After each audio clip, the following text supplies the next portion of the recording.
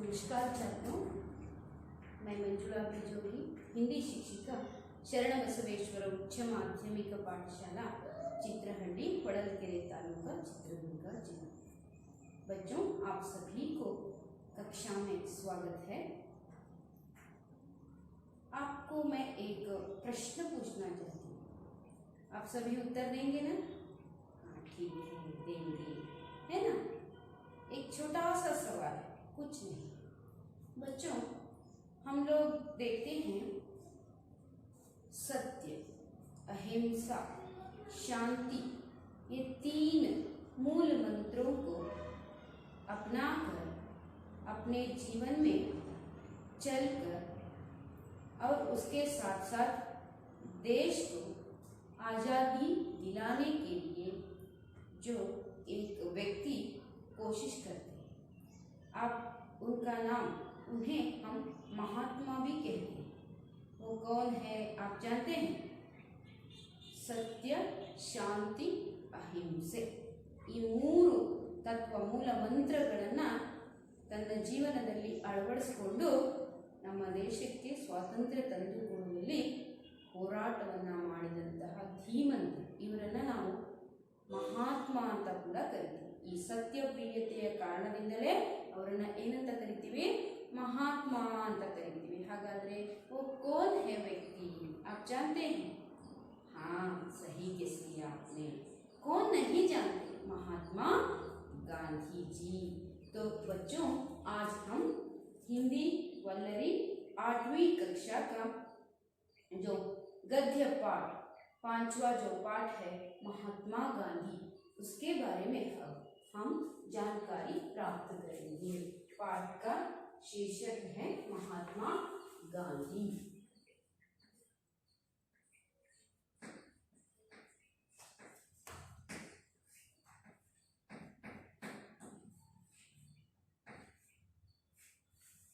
यह संकलित पाठ है।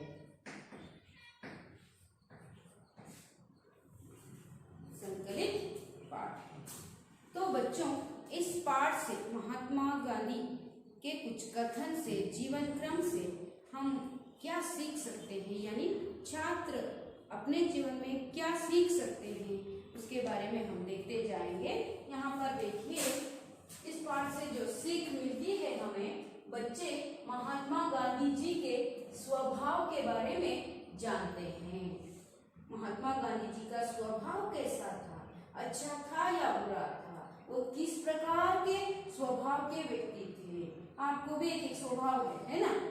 एक ज्यादा गुस्सा करते हैं, एक हमेशा हंसते रहते हैं, एक क्रियाशील रहते हैं, एक मौन होकर बैठ जाते हैं। ये कुछ बच्चे शरारती होते हैं, कुछ बच्चे बहुत सौम्य स्वभाव के दिखाई देते हैं। बच्चे सौम्य स्वभाव के कम होते हैं, है ना? आप सभी हैं, सौम्य स्वभाव के भी हैं और नटखट भी हैं, लेकिन ये बाल्यकाल में ऐसा होता जाता है। ज्यादा नटखट शरारत कब करते हैं? जो बाल्यकाल में आपके जो अवस्था है उस समय में करते हैं। बाद में बड़े होने के बाद ऐसा नहीं करते, है ना? जो दिन बीतते बीतते बीतते हमें भी कुछ क्षमता आ जाती है, लेकिन ये अपने स्वभाव में कैसे थे देखते जाएंगे। हम सीखते हैं यानी महात्मा गांधी जी का स्वभाव किस प्रकार था, उसके साथ और सत्य, अहिंसा, धर्म के दृढ़ निश्चय करने की प्रेरणा पाते हैं। उसके साथ साथ हम भी अपने जीवन में सत्य को पालन करना, सत्य के साथ चलना, हमारा जीवन सत्य के नींव पर ही बिताना। नींव का अर्थ होता है तಳಹದಿ, ಅಡಿಪಾಯ, ನೆಲಗಟ್ಟು, ಫೌಂಡೇಶನ್ ಅಂತ ನಾವು ಇಂಗ್ಲಿಷಲ್ಲಿ ಕೂಡ ಕರೀತೀವಿ। ಒಂದು ತಳಹದಿ, ಎಂತ ದೃಢವಾದ ತಳಹದಿಯನ್ನು ಹಾಕಬೇಕು ಅಂದ್ರೆ ನಮ್ಮ ಜೀವನದಲ್ಲಿ ಸತ್ಯದ ಹಾದಿಯಲ್ಲಿ ನಡೆಯುವಂತಹ ಫೌಂಡೇಶನ್ ಅನ್ನ ಹಾಕಬೇಕು ಅಲ್ವಾ? ನಾವು ಮನೆ ಕಟ್ಟುವಾಗ ತೂಗು ಕಂಬಗಳ ಮೇಲೆ ಏನಾದರೂ ಮನೆ ಕಟ್ಟಕ್ಕೆ ಸಾಧ್ಯ ಇದೆಯಾ? ಇಲ್ಲ. ಅಡಿಪಾಯ, ತಳಪಾಯ ಏನಾಗಿರಬೇಕು? ಸ್ಟ್ರಾಂಗ್ ಆಗಿರಬೇಕು, ದೃಢವಾಗಿರಬೇಕು, ಬಲಶಾಲಿಯಾಗಿರಬೇಕು। ನಾವು ಅಂತಹ ಒಂದು ನೀವನ್ನು ಅಥವಾ ಅಡಿಪಾಯವನ್ನು ಹಾಕಿದ್ದೆ ಆದರೆ ಅದರ ಮೇಲೆ ಕಟ್ಟಿದಂತಹ ಮನೆಯು ಕೂಡ ಗಟ್ಟಿಮುಟ್ಟಾಗಿ ನಿಲ್ಲೋದಕ್ಕೆ ಸಾಧ್ಯ। ತಳನೇ ಸರಿ ಇಲ್ಲ, ಬುಡನೇ ಸರಿ ಇಲ್ಲ ಅಂತ ಹೇಳ್ತಾರೆ, ಹೌದಾ? ಆ ನೆಲಗಟ್ಟೆ ಸರಿ ಇಲ್ಲ ಅಂದ್ರೆ ಮೇಲೆ ನೀವು ಎಂತಹ ಒಂದು ಕಟ್ಟಡವನ್ನ कट्टिद्रू सह इमारत को बनाते हैं तो भी वो क्षणार्ध में वो गिर जाता है। तो इसीलिए बच्चे हम शांति के साथ, सत्य के साथ, धर्म के राह पर, राह का अर्थ होता है रास्ता, मार्ग, उस रास्ते पर हम किस प्रकार चलना चाहिए ये भी आप लोग सीख सकते हैं इस पाठ से। तो हम पाठ को सीधा देखते जाएंगे कैसा है महात्मा गांधी जी का जीवन, स्वभाव, कुछ उनके जीवन की घटनाओं के बारे में, उनका मन परिवर्तन किस प्रकार हुआ, ये महात्मा कैसे बने और राष्ट्रपिता भी इन्हें कहलाते हैं, हम कहते हैं। तो कैसे राष्ट्रपिता, राष्ट्र यानी ದೇಶ, ಹೌದಾ, ದೇಶದ ಪಿತ ಯಾನಿ ತಂದೆ, ಪಾಲಕ ಅಂತ ಯಾಕೆ ಕರೆದ್ವಿ ನಾವು? ನಮ್ಮನ್ನ ಈಗ ಸಾಮಾನ್ಯವಾಗಿ ಕೆಲವೆಲ್ಲ ಜನರನ್ನು ರಾಷ್ಟ್ರಪಿತ ಅಂತ ಹೇಳಿ ಕರಿಬಹುದಾ? ಇಲ್ಲ.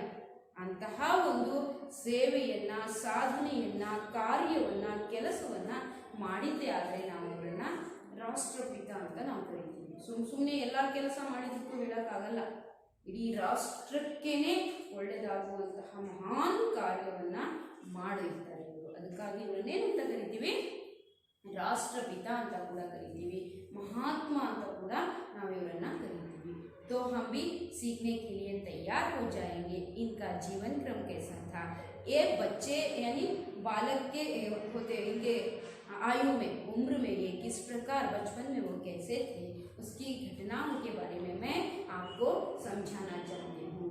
आपको भी अपने जीवन का जो बचपन आपको याद आ जाएगा, मैंने भी ऐसे किया था, मैंने भी ऐसे किया था। ऐसे ही सामान्य रूप से सबके जीवन में कुछ घटनाएं घटती ही रहती हैं।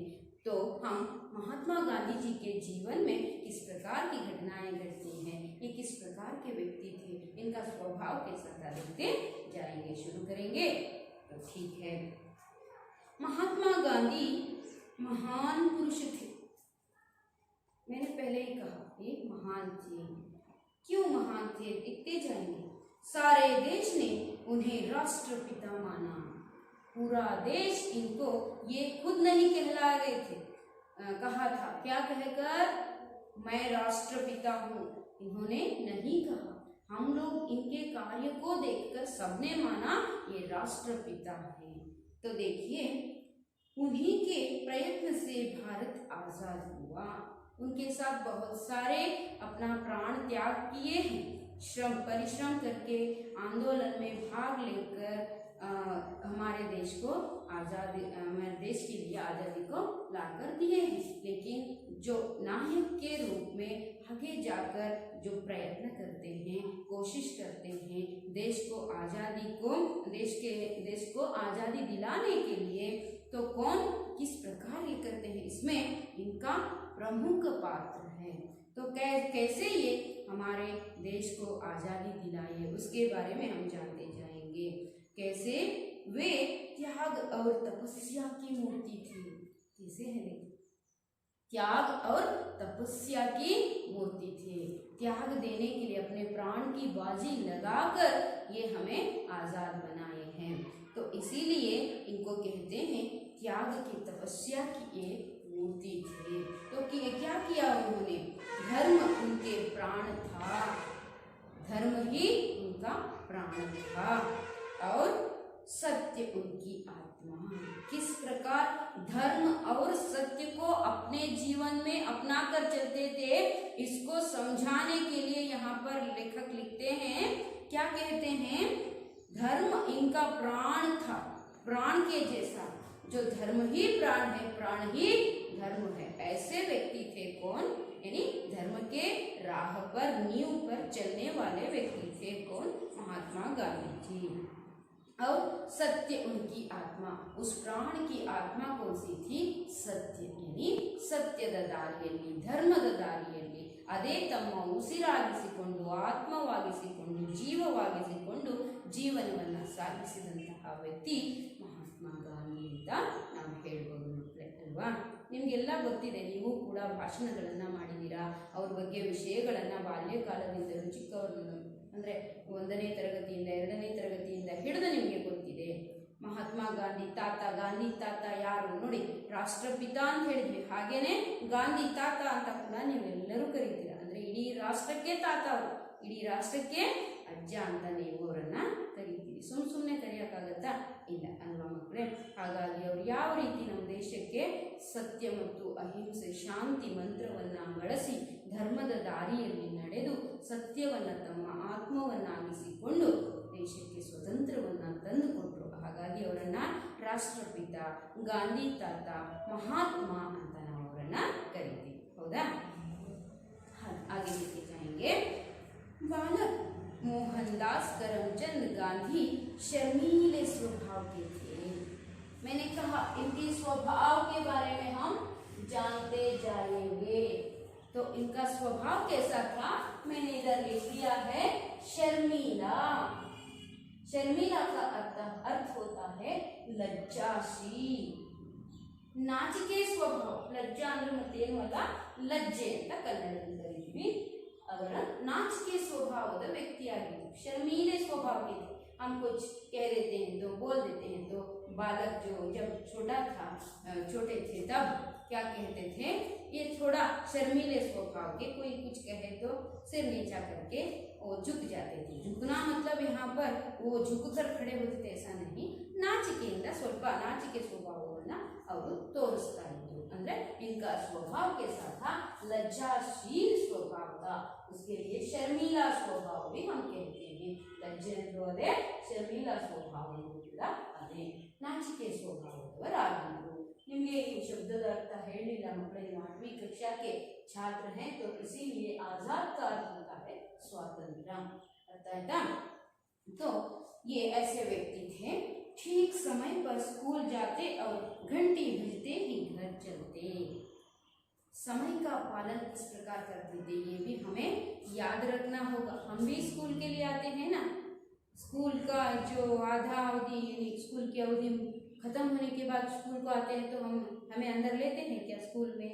नहीं. हम क्या करते हैं? लेट आया है, क्यों आया है, प्रश्न पूछते हैं, मारते हैं, डांटते हैं, कुछ करते हैं, पनिशमेंट दे देते हैं, है ना. लेकिन जीवन में समय पालन करना भी जरूरी है. समय के साथ चलना है.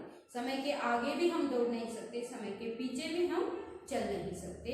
उसके साथ ಜೊತೆಗೆ ಸಮಯ ಮತ್ತು ನಾವು ಜೊತೆಗೆ ನಡಿಬೇಕಾಗುತ್ತೆ. ಹೌದು ತಾನೆ? ನಾನು ಅನ್ಕೊಳ್ತೀನಿ ನನ್ನ ವಯಸ್ಸಿನ 16 ವರ್ಷ ಇರಬೇಕಾಗಿತ್ತು ಅಂತ. ಇರತ್ತಾ? ಇಲ್ಲ. 16 ವರ್ಷ ಕಳೆದುಬಿಟ್ಟಿದ್ದೀನಿ ನಾನು. ಆ ಸಂದರ್ಭದಲ್ಲಿ ನಾನೇನು ಅನ್ಕೊಂಡಿದ್ನೋ ಅದನ್ನು ನಾವು ಮಾಡಿಬಿಡ್ಬೇಕು. ಹಾಗಾಗಿನೇ ಸಮಯದ ಜೊತೆಗೆ ನಡೆದು ಆಯಾ ವಯಸ್ಸಿನಲ್ಲಿ ನಾವು ನಮ್ಮ ಎಲ್ಲ ತುಂಟತನಗಳನ್ನು, ಒಳ್ಳೆಯ ಕೆಲಸಗಳನ್ನು, ರೀತಿ ನೀತಿಗಳನ್ನು ಜೀವನದಲ್ಲಿ ಅಳವಡಿಸಿಕೊಂಡು ಸಮಯಕ್ಕೆ ಸಾಥ್ ಚलना होगा. तो इनका स्वभाव शर्मीला था और ये समय के साथ चलने वाले व्यक्ति भी थे. तो किस प्रकार वो स्कूल की घंटी बजते ही घर चलते, यानी ಸ್ಕೂಲಿನ ಸಮಯ ಎಷ್ಟು ಮುಗಿತಿದ್ದಂಗೆ ಸ್ಕೂಲಿಗೆ ಹೋಗ್ತಿದ್ರು, ಪ್ರಾರಂಭವಾಗ್ತಿದ್ದಂಗೆ ಶಾಲೆಯಲ್ಲಿ ಇರ್ತಾ ಇದ್ರು. उन्हें काम से काम था. ಕೆಲಸದಿಂದ ಕೆಲಸ ಇತ್ತು ಅಂತಂದ್ರೆ ಕೆಲಸಕ್ಕೆ ಅವರು ಕಾರ್ಯವನ್ನ ಕೆಲಸವಾಗಿ ಅಂದ್ರೆ ಕೆಲಸಕ್ಕೆ ಅಷ್ಟು ಪ್ರಾಮುಖ್ಯತೆಯನ್ನ ಕೊಡ್ತಾ ಇದ್ರು. ಕೆಲಸ ಮಾಡಬೇಕು, ಕಾಯಕವನ್ನ ಮಾಡಬೇಕು. ನಾವು ಏನು ಸಮಯದಲ್ಲಿ ಅವಧಿಯಲ್ಲಿ ಮಾಡಬೇಕು ಅದನ್ನ ಮಾಡಬೇಕು. ಅದರ ಪ್ರಾಮುಖ್ಯತೆಯನ್ನ ಅರಿತು ಅವರು ಜೀವನವನ್ನ ಮಾಡ್ತಾ ಇದ್ರು. कभी उन्होंने किसी को नहीं सताया. ये बात याद रखना जरूरी है. सताने का अर्थ होता है तंग करना. ಇನ್ನೊಬ್ಬರಿಗೆ ಏನು ಮಾಡೋದು? ಸತಾಯಿಸುವುದು. ನಾವೇನು ಮಾಡ್ತೀವಿ? ಇನ್ನೊಬ್ಬರಿಗೆ ಸತಾಯಿಸಕ್ಕೆ ಹೋಗ್ತೀವಿ. ಲೇಕಿನ್ ಐಸಾ ನಹಿ ಕರ್ನೆ ವಾಲೆ ಥೆ. ಇನ್ನೊಬ್ಬರಿಗೆ ನೋವುಂಟು ಮಾಡುವ ಸತಾಯಿಸುವಂತಹ ಕೆಲಸವನ್ನು ಯಾವತ್ತೂ ಕೂಡ ಅವರು ಮಾಡಿರಲಿಲ್ಲ. ನಿಮಗೆ 3 ಪಾಯಿಂಟ್ ಅವ್ರ ಬಗ್ಗೆ ಅವ್ರು ಹೇಗಿದ್ರು ಅನ್ನೋದು ಗೊತ್ತಾಯಿತು. ಅವರ ಹೆಸರು ಮೋಹನ್ ದಾಸ್ ಕರಮಚಂದ್ ಗಾಂಧಿ. ಮೋಹನ್ ದಾಸ್ ಅವರ ಹೆಸರು, ಬಾಲ್ಯದಿಂದಲೂ ನಾವು ಅವರನ್ನ ಮೋಹನ್ ದಾಸ್ ಕರಮಚಂದ್ ಗಾಂಧಿ ಅಂತ ಕರಿತೀವಿ. ಅವರ ಸ್ವಭಾವ ಹೇಗಿತ್ತು? शर्मीला स्वभाव था. इस समय के साथ चलने वाले व्यक्ति थे. सही समय पर स्कूल आ जाते और घंटी बजते ही स्कूल से सीधा घर चले जाते, इधर उधर नहीं घूमते थे, उनके घर चले जाते थे. वैसे ही ये काम में कभी भी लगे रहते थे, बिजी रहते थे। उसके साथ किसी को भी इन्होंने तंग नहीं किया, नहीं सताया, ಯಾರನ್ನೂ ಕೂಡ ಇವರು ಸತಾಯಿಸಲಿಲ್ಲ, ತೊಂದರೆ ಪಡಿಸಲಿಲ್ಲ, ನೋವನ್ನ ಕೊಡಲಿಲ್ಲ, ಮೋಸ ಮಾಡಲಿಲ್ಲ, ಅಂತಹ ವ್ಯಕ್ತಿಯಾಗಿದ್ರು। कभी झूठ भी नहीं बोला, सुಳ್ಳನ್ನು सह, झूठ का अर्थ होता है असत्य, झूठ इसका अर्थ होता है असत्य, सुಳ್ಳು, सच ಅಂದ್ರೆ सत्य, झूठ ಅಂದ್ರೆ सुಳ್ಳು। हम विरुद्ध पद यानी विलोम अर्थ के संदर्भ में हम इसे ले सकते हैं। झूठ का विलोमार्थ है सच, सच ಅಂದ್ರೆ ಸತ್ಯ, ಅದನ್ನೇ ಅಸತ್ಯ ಅಂತ ಕೂಡ ಇಲ್ಲಿ ಕೊಟ್ಟಿದ್ದಾನೆ। ಹಾಗಾಗಿ ಯಾರಿಗೂ ಇವರು ಏನ್ ಮಾಡಿಲ್ಲ, ಸುಳ್ಳನ್ನ ಅಸತ್ಯವನ್ನ ನುಡಿಲಿಲ್ಲ, ಸತ್ಯವನ್ನೇ ಇವರು ಅಂದ್ರೆ ಸತ್ಯವಾದಿಯಾಗಿ ನಡೆದ್ರು, ಸತ್ಯದ ದಾರಿಯಲ್ಲಿ ನಡೆದ್ರು। झूठ इसका अर्थ है असत्य, इसका विलोम अर्थ है सच, ಅರ್ಥ ಆಯ್ತಾ? ಹಾಗಾಗಿ ಸತ್ಯ ಇದ್ದಾಗ ನಾವೇನ್ ಮಾಡ್ತೀವಿ, ವಿರುದ್ಧ ಪದ असत्य ಅಂತ ಬರೀತೀವಿ ಅಲ್ವಾ? झूठ ಇದ್ದಾಗ ಸಚ್ ಅಂತ ನಾವು ಬರೀತೀವಿ, ಹೌದಾ? ಹಾಗೇನೆ ಇಲ್ಲಿ ಏನ್ ಕೇಳಿದರೆ, ಈ झूठನ ಸಮಾನಾರ್ಥಕ ಅರ್ಥವನ್ನ ಕೇಳಿದರೆ ಅದೇನಾಗುತ್ತೆ, ಸತ್ಯ ಅಂದರೆ झूठ ಅಂದರೆ ಅಸತ್ಯ ಅಂತ ನಾವು ತಿಳಿದುಕೊಳ್ಳಿ। ಹಾಗೇನೆ ಮುಂದೆ ನೋಡ್ತಾ ಹೋಗೋಣ। ನಿಮಗೆ ಎಷ್ಟು ಪಾಯಿಂಟ್ಸ್ ಗೊತ್ತಾಯ್ತು? ಅವರ ಹೆಸರು ಏನು? ಅವರು ಸತ್ಯ, ಶಾಂತಿ, ಅಹಿಂಸೆಯ ದಾರಿಯಲ್ಲಿ ನಡೀತಾ ಇದ್ರು, ಇದೇ ಮಾರ್ಗದಲ್ಲಿ ನಡೆದು ನಮ್ಮ ದೇಶಕ್ಕೆ ಸ್ವಾತಂತ್ರ್ಯವನ್ನ ತಂದುಕೊಟ್ರು। ಹಾಗೆಯೇ ಇವರು ಬಾಲ್ಯದಲ್ಲಿ ತುಂಬಾ ನಾಚಿಕೆ ಸ್ವಭಾವದವರಾಗಿದ್ರು, ಸಮಯದ ಜೊತೆಗೆ ನಡೆಯುವಂತ ವ್ಯಕ್ತಿಯಾಗಿದ್ರು, ಯಾರಿಗೂ ಸಹ ತೊಂದರೆಯನ್ನ ಕೊಡ್ತಾ ಇರಲಿಲ್ಲ, ಹಾಗೆ ಸುಳ್ಳು ಕೂಡ ಹೇಳ್ತಾ ಇರಲಿಲ್ಲ। तो हिंदी में उसे कैसे कह सकते हैं, ये हमें सत्य, त्याग यानी शांति, अहिंसा मंत्र के राह पर ही हमें हमारे देश को आजाद बनाए, करवाए, और उसके साथ साथ ये सत्यवादी भी थे, शर्मीले स्वभाव के व्यक्ति थे। इनका बचपन का यानी इनका नाम है मोहनदास करमचंद गांधी, और ये समय के साथ चलते थे, किसी को कभी किसी को भी नहीं सताया और कभी भी झूठ नहीं बोला, ಯಾರಿಗೂ ಸಹ ಸುಳ್ಳನ್ನ ಹೇಳಿಲ್ಲ, ಇಂತಹ ವ್ಯಕ್ತಿಯಾಗಿದೆ। ಅರ್ಥ ಆಯ್ತಲ್ಲ? ಹಾಗಾದ್ರೆ ಮುಂದೆ ನೋಡ್ತಾ ಹೋಗೋಣ। एक दिन की बात है, शिक्षा विभाग के अधिकारी स्कूल के निरीक्षण के लिए आए। उन्होंने अंग्रेजी के 5 शब्द लिखवाए। उन्हें एक शब्द था, उनमें एक शब्द था केटल। देखिए एक बार क्या हुआ, एक दिन की बात है, ಒಂದಿನದ ಮಾತು, ಒಂದಿನದ ವಿಷಯ, ಒಂದೊಂದು ಸಮಯದಲ್ಲಿ ಏನಾಗಿತ್ತಪ್ಪ, ಒಂದಿನ ಸ್ಕೂಲಲ್ಲಿ ಏನಾಗಿತ್ತು, एक दिन की बात ಅಂದ್ರೆ ಒಂದಿನ ಸ್ಕೂಲಲ್ಲಿ ಏನಾಗಿತ್ತು ಅಂತ ಹೇಳಿದ್ರೆ, ಶಿಕ್ಷಾ ವಿಭಾಗಕ್ಕೆ ಅಧಿಕಾರಿ, ಶಿಕ್ಷಣ ವಿಭಾಗದ ಅಧಿಕಾರಿ ಕಚೇರಿಯಿಂದ ಇವರ ಶಾಲೆಗೆ ನಿರೀಕ್ಷಣೆ ಏನು ಪರೀಕ್ಷೆಗಾಗಿ इंस्पेक्शनಗಾಗಿ ಸ್ಕೂಲಿಗೆ ಬಂದಿದ್ರು। तो उस दिन क्या हुआ, निरीक्षण के लिए आए थे, उन्होंने अंग्रेजी के 5 शब्द लिखवाए। अंग्रेजी इंग्लिश, ಇಂಗ್ಲಿಶಿನ 5 ಪದಗಳನ್ನ ಬರೆಸ್ತಾರೆ ಯಾರು, ಆ ಶಿಕ್ಷಾ ವಿಭಾಗದ ಒಬ್ಬ ಅಧಿಕಾರಿ। ಅವಾಗ ಏನ್ ಮಾಡ್ತಾರೆ, ಉನ್ಮೆ ಏಕ್ ಶಬ್ದ ಥಾ ಕೆಟಲ್, ಅದರಲ್ಲಿ ಒಂದು ಶಬ್ದ ಕೆಟಲ್ ಅಂತ ಕೂಡ ಬರೆಸಿದ್ರು। बालक गांधी ने इसके हिज्जे गलत लिखे। हिज्जे का अर्थ होता है वर्तनी, स्पेलिंग, स्पेलिंग मिस्टेक ಆಗಿತ್ತು, ಯಾರು ಬರೆದಿರುವ ಇದರಲ್ಲಿ ತಪ್ಪಾಗಿತ್ತು, ಕೆಟಲ್ ಅಂತ ಬರೆಯೋದ್ರ ಬದಲು ತಪ್ಪಾಗಿ बरतिದ್ರು। उस समय में अध्यापक ने इशारे से समझाया। ये अधिकारी शिक्षा विभाग के अधिकारी इंस्पेक्शन के लिए, निरीक्षण के लिए आए हैं, ये गलत लिख रहा है, मेरे आंखों के सामने दिख रहा है, कुछ कहा तो ऐसा अच्छा नहीं लगेगा, इसीलिए इशारा कर रहे थे। संकेत ಮಾಡೋದು, ಸೂಚಿಸೋದು, ಸ್ವಲ್ಪ ಸನ್ನೆ ಮಾಡಿ ಹೇಳ್ತಾ ಇದ್ರು, ಈ ತರ ಬರಿಯಪ್ಪ ಅಂತ ಅವರ ಶಿಕ್ಷಕರು ಹೇಳ್ತಾ ಇದ್ರಂತೆ। ನೋಡಿ ಹೇಗಿದೆ ಪರಿಸ್ಥಿತಿ। उस समय में इन्होंने क्या किया, कुछ बच्चे होते तो क्या करते, ठीक है सर ने बताया है, इशारा कर रहे हैं तो ये गलत है, तो किस प्रकार लिखना है, किसी का देख कर भी हैं लिख सकते हैं, ऐसा सोचते थे शायद। आप ऐसे बच्चे नहीं हैं, है ना? आप भी बहुत अच्छे बच्चे हैं, गांधी के जैसे ही आप भी बहुत अच्छे बच्चे हैं। ऐसा कभी नहीं करते। जो आपको नहीं आता है उसको पूछना है, दूसरों का देख कर लिखने से हमारे दिमाग में वो नहीं जाता, है ना? समझना है तो हम क्या करना है, गलत हुआ तो ठीक से देख कर समझ कर हमें लिखना होगा। सिर्फ अंक के लिए नहीं है ना, हम पढ़ाई नहीं करते सिर्फ अंक के लिए हुए तो किसी का देख कर जो मिलता है उससे हम लिख सकते हैं, लेकिन ऐसा नहीं, हम सीखने के लिए आए तो सीखना है। इन्होंने भी ऐसा ही किया, इशारा कर रहे हैं कौन, इनके शिक्षक गुरुजी कर रहे हैं, लेकिन ये नहीं लिख रहे थे। तो क्या किया इन्होंने, किंतु गांधी ने ऐसा नहीं किया, उन्होंने कह देने पर भी ये नहीं लिखते। गलत हुआ तो गलत है, क्योंकि मुझे नहीं आता है कैटल लिखने के लिए। हिज्जे की गलती के कारण मोहन को बुद्धू माना गया। ये गलत लिखा था ना, इसीलिए मूर्ख माना गया। बुद्धू ಅಂತ ತಿಳ್ಕೊಂಡ್ರೆ ಏನು ಗೊತ್ತಾಗಲ್ಲ ಇವನಿಗೆ ಅಂತ ತಿಳ್ಕೊಂಡ್ರು, किंतु उन्हें बुरा न लगा। देखो कैसी बात है, इनको ये बात बुद्धू कहने पर भी बुरा न लगा। ಅನ್ಕೋಬಾರ್ದು ನಮ್ಗೇನು ಬರಲ್ಲ, ಇವ್ರು ಬರೆದ್ಬಿಟ್ಟಿದ್ದಾರೆ ನನಗೆ ಬರಲ್ಲ ಅಂತ ಹೇಳಿದ್ರೆ ನಾವಿನ್ನು ಮೂರ್ಖರಾಗ್ತೀವಿ. ನಾವು ಅರ್ಥ ಮಾಡ್ಕೊಂಡು ಕೇಳಿ ತಿಳ್ಕೊಂಡು ಬರೀಬೇಕೆ ಹೊರತು ಅರ್ಥ ಮಾಡ್ಕೊಂಡು ನನಗೆ ಬಂದರೆ ನಾನು ಬರೀಬೇಕು.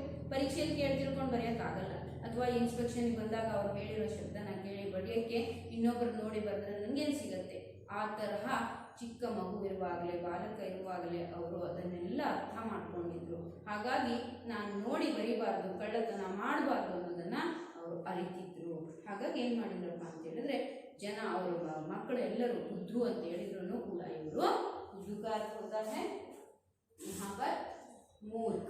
ಮೂರ್ಖ ಏನು ಗೊತ್ತಿಲ್ಲ, ಇವನಿಗೆ ತಿಳಿಯಲಿಲ್ಲ, ಬರಲ್ಲ, ಜಾಣ ಇಲ್ಲ ಅಂತೆಲ್ಲ ಇವರು ಗೇಲಿ ಮಾಡುವಂಥ ಸಂದರ್ಭದಲ್ಲೂ ಸಹ ಇನ್ಕೋ ಬುರಾ ನಹೀ ಲಗಾ. ಬುರಾ ಅಂದರೆ ಕೆಟ್ಟದ್ದು ಅನ್ನಿಸ್ಲಿಲ್ಲ, ಆರಾಮಾಗಿ ಸುಮ್ಮನೆ ಇದ್ರು. ಹೌದು ನನಗೆ ಬರಲಿಲ್ಲ, ನಾನು ಬರಲಿಲ್ಲ, ಈಗ ನಾನು ಕೇಳಿ ಬಂದರೆ ಅದು ನನ್ನ ತಪ್ಪಾಗತ್ತೆ ಅಂತ ಹೇಳಿ ಸತ್ಯದ ದಾರಿಯಲ್ಲಿ ನಡೆಯುವಂಥ ವ್ಯಕ್ತಿ ಇವರು. ಹಾಗಾಗಿ ಅದನ್ನು, ಆ ಘಟನೆ ನಾವಿಲ್ಲಿ ನೆನಪಿಸ್ಕೊಳ್ಬೇಕು. ನಿಮ್ಮ ಜೀವನದಲ್ಲೂ ಮಕ್ಕಳೇ ನಡೀತಾ ಇರುತ್ತೆ ಅಲ್ವಾ? ನಾವೇನು ಮಾಡ್ಬಿಡ್ತೀವಿ, ಆ ಕಡೆ ಈ ಕಡೆ ನೋಡಿ ಬೇಗ ಬರೆದು ಮಿಸ್ ನನಗೆ ಇಷ್ಟು ಅಂಕ ಬಂದಿದೆ, ನಾನು ಕೂಡ ಬರಲಿಲ್ಲ, ನನಗೂ ಗೊತ್ತು. ಹಾಗೆ ಮಾಡಬಾರ್ದು. ಬರಲಿಲ್ಲ ಅಂದರೆ ಬರಲಿಲ್ಲ, ಹೇಳ್ಕೊಡಿ ಅಂತ ಕೇಳಿದರೆ ಮತ್ತೆ ತಿಳಿಸಿ ಹೇಳೋಕ್ಕೆ ಅವಕಾಶ ಇರುತ್ತೆ. उन्हें इस बात की खुशी थी कि उन्होंने चोरी का रास्ता नहीं अपनाया. ಅವರಿಗೆ ಒಂಥರ ಖುಷಿ ಇತ್ತು, ಹೆಮ್ಮೆ ಇತ್ತು, ನಾನು ಕಳ್ಳತನ ಮಾಡಿಲ್ಲ. ಅವ್ರು ಏನೇ ಅಂದ್ಕೊಳ್ಳಿ, ನನಗೆ ಬಂದಷ್ಟು ನಾನು ಬರೆದಿದ್ದೀನಿ ಹೊರತು ನಾನೇನು ಕಳ್ಳತನವನ್ನು, ಚೋರಿ ಆಗಿ ಕಳ್ಳತನವನ್ನು ಮಾಡಲಿಲ್ಲ. उनकी सत्यप्रियता यहीं से शुरू हुई, यहीं से ही इनकी सत्य के ऊपर जो मन था, लगाव था, ये सत्य को इतना प्यार करते थे, अपने जीवन में उसे अपनाए थे. ಸತ್ಯವನ್ನು ಅಷ್ಟು ಪ್ರೀತಿಸ್ತಿದ್ರು. ಇಂತಹ ಒಬ್ಬ ಸತ್ಯಪ್ರಿಯತೆಯ ವ್ಯಕ್ತಿ ನೋಡಿ, ಅವರು ಹಾಗಂದ್ರೂ ಸಹ ಕೇಳಿ ತಿಳ್ಕೊಂಡು ಬರೀದೆ, ನಾನಿವತ್ತು ಕಳ್ಳತನ ಮಾಡಿಲ್ಲ, ಚೋರಿ नहीं की, दूसरों का देख कर मैंने नहीं लिखा, या सर कहने के बाद मैंने नहीं लिखा, मुझे ये खुशी है, ನನಗೆ ಈ ಖುಷಿ ಇದೆ, ಸಾಕು ಕಳ್ಳತನ ಮಾಡಿಲ್ಲ ಅಂತ ಈ ಒಂದು ಘಟನೆಯನ್ನು ನೆನಪು ಮಾಡ್ಕೊಳ್ತಾರೆ. जिनसे उन्हें आगे महात्मा बनाया. ಈ ಸತ್ಯಪ್ರಿಯತನೇ ಅವರಿಗೆ ಈ ಸತ್ಯದ ದಾರಿಯಲ್ಲಿ ನಡೆಯುವ ಒಂದು ಕಲೆಯನ್ನು ಮೊದಲಿಂದನೂ ಬಲ್ಲವರಾಗಿರೋದ್ರಿಂದ ಇವರು ಏನಾದರೂ ಮಹಾತ್ಮ ಅಂತ ಅನಿಸ್ಕೊಳ್ಳೋಕ್ಕೆ ಸಾಧ್ಯ ಆಯಿತು. ಹಾಗಾದರೆ ಮುಂದೆ ನೋಡ್ತಾ ಹೋಗೋಣ. ಇನ್ನೂ ಒಂದು ಘಟನೆ ಇಲ್ಲಿ ಪ್ರಸ್ತುತಗೊಂಡಿದೆ, ಅದು ಏನಪ್ಪ ನೋಡ್ತಾ ಹೋಗೋಣ. ಶ್ರವಣ್ ಪಿತೃಭಕ್ತಿ. ಶ್ರವಣನ ಪಿತೃಭಕ್ತಿ. ನೀವು ನಾಟಕ ನೋಡಿರ್ಬೋದು, ಕೇಳಿರ್ಬೋದು, ಪಾಠ ಕೂಡ ನಿಮಗೆ ಹಿಂದಿನ ಅಧ್ಯಾಯ ತರಗತಿಗಳಲ್ಲಿ ನೀವು ಕೇಳಿರ್ಬೋದು. ಶ್ರವಣ ಕುಮಾರ ಯಾವ ರೀತಿ ತನ್ನ ತಂದೆ ತಾಯಿಗಳ ಬಗ್ಗೆ ಭಕ್ತಿಯಿಂದ ಇದು ಮಾಡ್ತಾನೆ ಅಂತ. ವೃದ್ಧ ತಂದೆ ತಾಯಿಗಳನ್ನು ಬುಟ್ಟಿಯಲ್ಲಿ ಎತ್ಕೊಂಡು ಹೋಗೋ ಒಂದು ಘಟನೆ ನೀವು ನೋಡಿರ್ತೀರಾ, ಕೇಳಿರ್ತೀರಾ ಅಂತ ಅಂದ್ಕೊಳ್ತೀನಿ. ಆ ನಾಟಕವನ್ನು ಓದಿದ್ರು ಇವರು. नाटक पढ़कर उन्होंने निश्चय किया कि मुझे भी श्रवण कुमार जैसा बनना है, मैं भी श्रवण कुमार के जैसे ही बनना है, अपने पितृ को गौरव देना है, भक्ति यानी पितृ में भक्ति रखना है. पितृ ಅಂದ್ರೆ ಯಾರು? ತಂದೆ ತಾಯಿಗಳಲ್ಲಿ ಭಕ್ತಿಯನ್ನು ಇಟ್ಕೋಬೇಕು. ಮಾತಾ ಪಿತಾ ಪಿತೃಗಳು ಅಂತ ನಾವು ಮಾತಾ ಪಿತೃಗಳು ಅಂತ ಕರಿತೀವಿ, ಹೌದಾ? ಏನನ್ನ ನೋಡಿ ಕಲ್ತ್ರಪ್ಪ ಶ್ರವಣನ पितृभक्ति ಅನ್ನುವ ನಾಟಕವನ್ನ ಓದಿ मैं भी श्रवण कुमार के जैसे ही होना है ऐसा सोचते हैं। हरिश्चंद्र नाटक देखकर उन्होंने सोचा कि हर एक को हरिश्चंद्र की तरह संकट सहकर भी सच्चाई का पालन करना चाहिए। उनका यह निश्चय दृढ़ हुआ। बचपन के उस सत्य प्रेम ने ही आगे उन्हें सत्य तपस्वी बनाया। देखिए बच्चों, इनको और एक बार हरिश्चंद्र नाटक को भी देखने के लिए गए थे।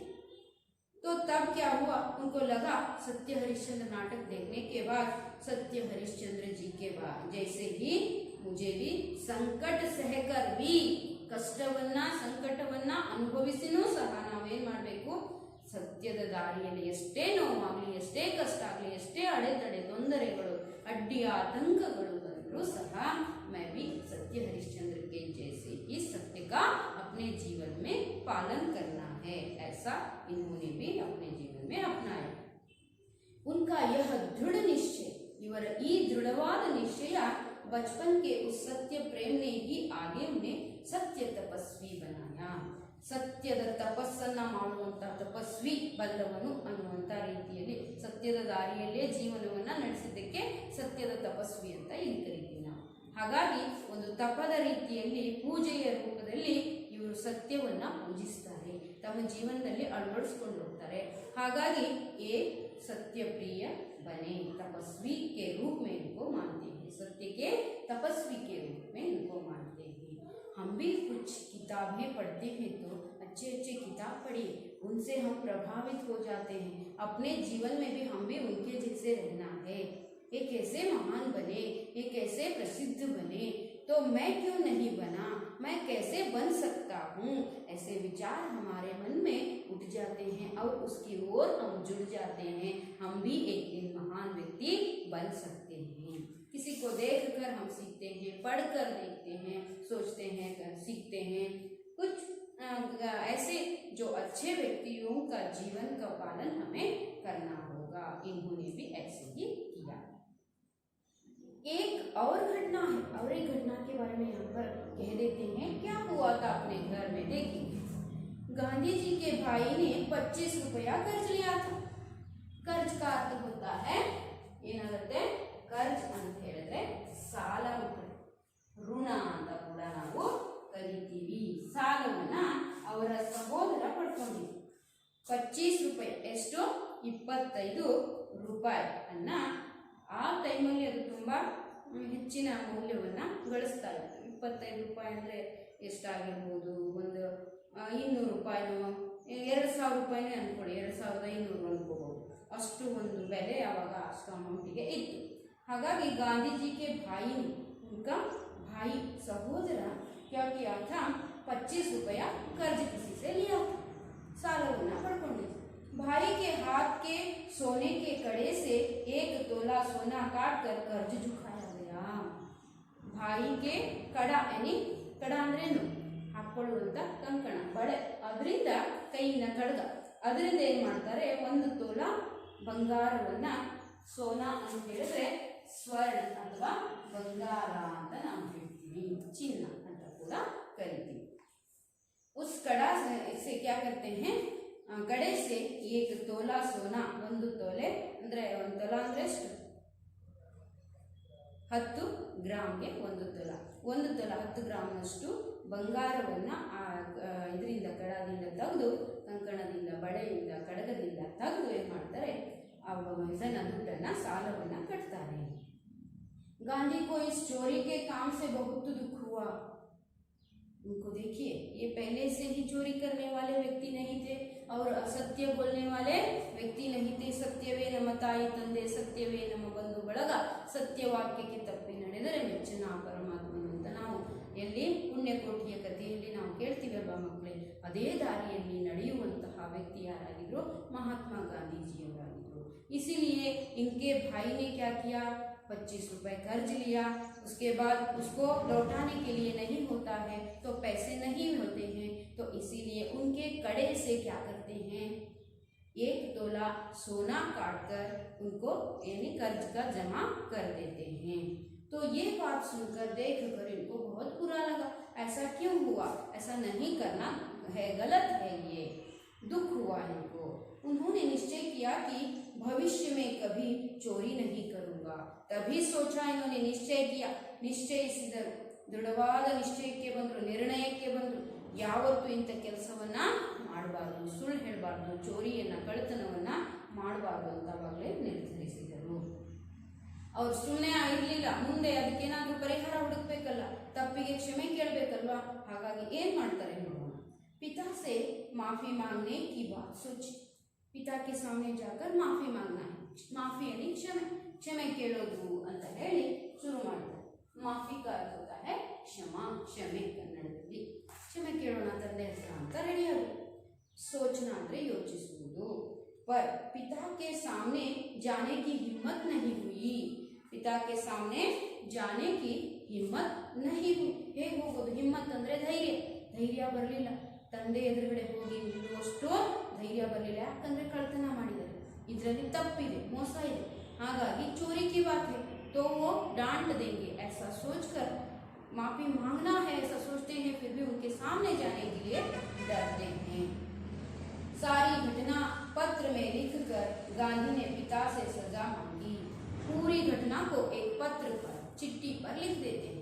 ಪತ್ರದ ಮೂಲಕ ಎಲ್ಲ ಘಟನೆಯನ್ನ ವಿವರಿಸಿ ಬರೀತಾರೆ. और उसके माध्यम से ये क्षमा मांगते हैं. ಅಂದ್ರೆ ಸಜಾ ಕೂಡ, ನನಗೆ ಇದು ನಾನು ಮಾಡಿರೋ ತಪ್ಪು, ಅಪ್ಪಾಜಿ ನೀವು ಇದಕ್ಕೆ ಕ್ಷಮಿಸ್ರಿ ಅಂತ ಹೇಳಿಬಿಟ್ಟು ಏನಾದರೂ ಶಿಕ್ಷೆ ಕೊಡಿ, ದಂಡಿಸಿ ಅಂತ ಹೇಳಿ, ಸಜಾ ಅಂದರೆ ಶಿಕ್ಷೆ ಅನ್ನ ಕೇಳ್ತಾರೆ. पत्र पढ़कर पिता की आंखें भर आई। ऐसा विचार देखकर उस पत्र को पढ़ने के बाद उसके पिता के आंखों में आंसू आ गए. आंख भर आना ಅಂದ್ರೆ ಕಣ್ಣು ತುಂಬಿ ಬರೋದು ಅಂದ್ರೆ ಏನು, ಅಳು ಬಂತವರಿಗೆ. ನನ್ನ ಮಗ ತಪ್ಪನ್ನ, ಕ್ಷಮೆಯನ್ನ ಕೇಳಿ ನನಗೆ ಶಿಕ್ಷಿಸಿ, ನಾನು ಮಾಡಿದ್ದು ತಪ್ಪು ಅಂತ ತನ್ನ ತಪ್ಪಿನ ಅರಿವಾಗಿ ನನ್ನ ಹತ್ರ ಕೇಳ್ತಿದ್ದಾನೆ ಅಂತ ಅವರಿಗೆ, ಅವರ ಕಣ್ಣಲ್ಲಿ, ತಂದೆಯ ಕಣ್ಣಲ್ಲಿ ನೀರು ಬರುತ್ತೆ. ಆಸು, ಆಂಖೆ, ಆಸು ಅಂದರೆ ಕಣ್ಣೀರು.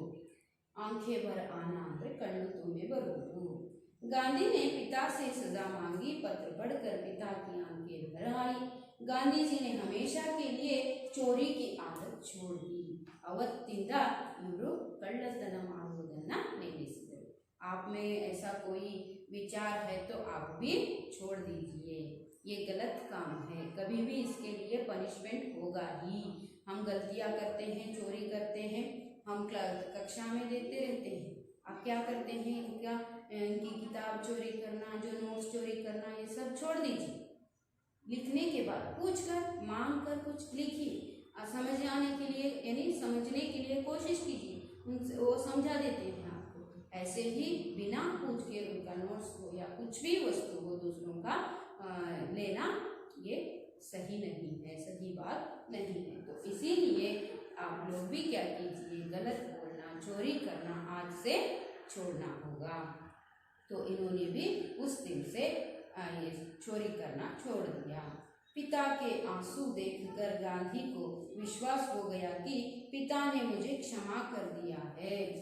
ये सुनकर उनको लगता है कि मुझे आंसू आ गए, मतलब मेरे पिता मेरे बारे में पूर्ण रूप से जान चुके हैं, मेरी गलती को मैंने माना है, ये उनको समझ में आया है, इसीलिए इनके आंख भर आए हैं. ऐसा सोचकर इन्होंने क्या किया, इनको विश्वास हुआ मेरे पिताजी मुझे यानी क्षमा के योग्य समझ रहे हैं. पिता ने मुझे क्षमा कर दिया है, ನನಗೆ ಕ್ಷಮಿಸಿದ್ದಾರೆ ಅಂತ ಅವಾಗ ಅವರ ಕಣ್ಣು ತುಂಬಿ ಬಂದಿದ್ದನ್ನ ಹೊಡ್ತಾ ಇದ್ರೆ, ಏನೋ ತಪ್ಪು ಮಾಡಿದೀಯಾ ಅಂತೇಳಿ ಹೊಡೆದ್ರೆ ಇವ್ರಿಗೆ ಗೊತ್ತಾಗ್ತಿತ್ತು ಇದಕ್ಕೆ ತಕ್ಕಂಥ ಶಿಕ್ಷೆ ನನಗೆ ಸಿಕ್ಕಿದೆ ಅಂತ. ಆದರೆ ತಂದೆಗೆ ಏನು ಅನ್ಸುತ್ತಪ್ಪ ಅಂದರೆ, ಇವನ ಮನಸ್ಸು ಪರಿವರ್ತನೆ ಆಗಿದೆ, ನಾನು ಮಾಡಿದ್ದು ತಪ್ಪು ಅಂತ ಇವನಿಗೆ ಅರಿವಾಗಿದೆ ಅಂತ ಹೇಳಿದರೆ ಇದಕ್ಕಿಂತ ದೊಡ್ಡದು ಇನ್ನೊಂದಿಲ್ಲ. देखिए बच्चों, हम जो गलतियाँ करते हैं खुद को समझ में आना है, मैंने जो किया है वो गलत है, तभी हम सुधार सकते हैं अपने को. ನಮ್ಮನ್ನು ನಾವು ಇದು ಮಾಡಿರೋದು ತಪ್ಪು ಅಂತ ಗೊತ್ತಾದ ಮೇಲೆ ಅದನ್ನು ಸರಿಪಡಿಸಿಕೊಂಡು ನಾವು ಜೀವನದಲ್ಲಿ ನಡೆದ್ರೆ ನಾವೇ ಅದನ್ನು ಸರಿಪಡಿಸ್ಕೋಬೇಕು ಹೊರತು ಇನ್ನೊಬ್ಬರು ಸರಿಪಡಿಸಿದರೆ ಅದು ಅಷ್ಟರ ಮಟ್ಟಿಗೆ ಮಾತ್ರ सीमितವಾಗಿರುತ್ತೆ. लेकिन खुद का जो मन परिवर्तन होता है तो हम अच्छे बन सकते हैं, है ना. तो ऐसी ही घटना इनके जीवन में भी घटी थी. देखिए आपके घर में भी ऐसे छोटी छोटी घटनाएं होती रहती हैं, है ना. कुछ लेना, उसके बाद देना, पिता को समझ में आने के बाद यानी पता चलने के बाद आपको डांटना मारना ये सभी होता रहता है। लेकिन इन्होंने कैसे क्षमा मांगी या सजा मांगी देखिए। ಯಾವ ರೀತಿ ಇವರು ಕ್ಷಮೆಯನ್ನ ಕೇಳ್ತಾರೆ ಅನ್ನೋದು ನಾವು ಇಲ್ಲಿ ಇಂಪಾರ್ಟೆಂಟ್. ನಾನು ಮಾಡಿದ ತಪ್ಪು ಅಪ್ಪಾಜಿ, ಈ ಥರ ಮಾಡಿಬಿಟ್ಟಿದ್ದೀವಿ, ಹಾಗಾಗಿ ನಾನು ಕ್ಷಮೆಗೆ ಯೋಗ್ಯನಲ್ಲ, ನಾನು ಹೇಳದೇ ಇದ್ದರೆ ನನಗೆ ಆಗೋದಿಲ್ಲ, ತಡ್ಕೊಳ್ಳೋಕ್ಕಾಗ್ತಿಲ್ಲ, ನೀವೇನು ಮಾಡಬೇಕು, ಇದಕ್ಕೆ ನನಗೆ ಸರಿಯಾದ ಶಿಕ್ಷೆಯನ್ನು ಕೊಡಿ ಅಂತ ಮಗುವೇ ಕೇಳಿದಾಗ ತಂದೆಯ ಮನಸ್ಸು ಕೂಡ ಕರಗಿ ನನ್ನ ಮಗನ ಮನಸ್ಸು ಪರಿವರ್ತನೆ ಆಗಿದೆ. ಇವತ್ತಿನಿಂದ ಇವನು ಯಾವತ್ತೂ ಕೆಟ್ಟ ಕೆಲಸವನ್ನು ಕಳ್ಳತನವನ್ನು ಮಾಡೋದಿಲ್ಲ ಅನ್ನೋದು ತಂದೆಗೆ ವಿಶ್ವಾಸ ಮೂಡುತ್ತೆ. ಆಗ ಇವರಿಗೂ ಗೊತ್ತಾಗುತ್ತೆ ನನ್ನ ತಂದೆ ನನ್ನನ್ನು ಕ್ಷಮಿಸಿದ್ದಾರೆ ಅಂತ. अहिंसा, सत्य और धर्म के दृढ़ निश्चय ने ಗಾಂಧಿ ಜಿ ಕೋ ಮಹಾತ್ಮ ಬನಾಯ. ಈ ರೀತಿಯ ಅಹಿಂಸೆ, ಸತ್ಯ ಮತ್ತು ಧರ್ಮದ ಹಾದಿಯಲ್ಲಿ ನಡೆದಂತಹ ವ್ಯಕ್ತಿ ನಾವು, ಅದರಿಂದನೇ ನಾವು ಇವರನ್ನು ಏನಂತ ಕರೀತೀವಿ, महात्मा के रूप में हम जानते हैं. पूरा देश जानता है, आगे भी जानता है, अब भी जान रहे हैं और पहले भी जाना था. ಎಂದಿನವರೆಗಾದರೂ ಇವರು ನಮ್ಮ ಮನಸ್ಸಿನಲ್ಲಿ उड़ीತಾರೆ. कभी भी किसी को भी पूछो महात्मा गांधी के बारे में आपको पता नहीं है, वो नहीं कहते, पता है ये ऐसे व्यक्ति हैं, हमें आज़ादी दिलाई थी, इस मार्ग पर चलकर सत्य धर्म अहिंसा के मार्ग पर ही चलकर हमें आज़ाद बनाए हैं. सभी को ये मालूम है, याद रखना होगा. और भी जानकारी आप हासिल करते हैं तो अभी इनके बहुत सारे किताबें मिलती हैं, उनको लेकर पढ़ना है, इनके बारे में जानना ज़रूरी है बच्चों. कुछ घटनाओं को उनके बाल्यकाल में, बचपन में घटी हुई कुछ घटनाओं को मैंने यहाँ पर आपको कह दिया है, समझाया है.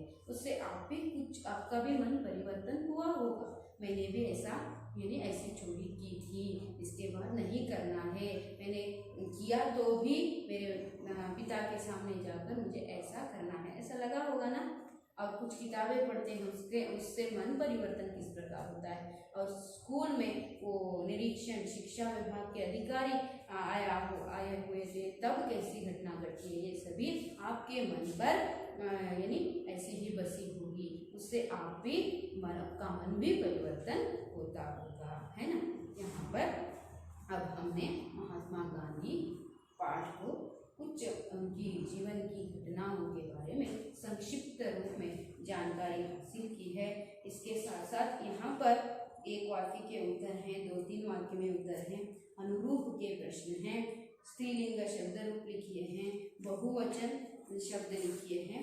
ये कोशिश कीजिए, ये नहीं आया तो मैं आपको दोबारा समझाऊंगी.